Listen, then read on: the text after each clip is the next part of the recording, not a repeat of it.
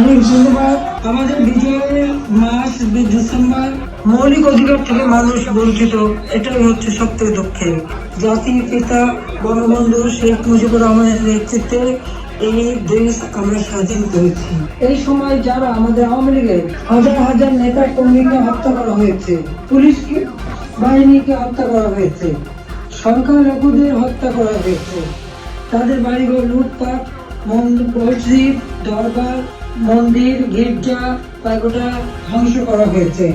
জেলা, উপজেলা, ইউনিয়ন পর্যায় পর্যন্ত বাড়ি ঘর, ব্যবসা প্রতিষ্ঠান অগ্নিসংযোগ করা হয়েছে, প্রতিটি প্রতিষ্ঠানে অগ্নিসংযোগ করা হয়েছে, লুটপাট করা হয়েছে, থানাগুলিতে আগুন দেওয়া হয়েছে, পুড়িয়ে পুলিশ হত্যা করেছে। এই ধরনের ঘটনার শিকার হয়েছে ছাত্র, শিক্ষক, আইনজীবী, সাংবাদিক, বুদ্ধিজীবী, পুলিশ বাহিনী সহ আনসার বিডিপি যারা মৃত্যুবরণ করেছে, আমি তাদের সকলের আত্মার মাগফিরাত কামনা করি।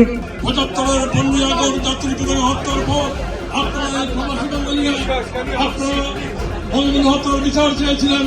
আয় আল্লাহ, জননেত্রী শেখ হাসিনা, শেখ রেহানার উপরে আল্লাহ তাআলার সন্তানের উপরে তোমার অসংখ্য গণিত রহমত। রাজাকার আল-বদর আল-শান পাকিস্তানিদেরকে দেশ থেকে বিতাড়িত করবো।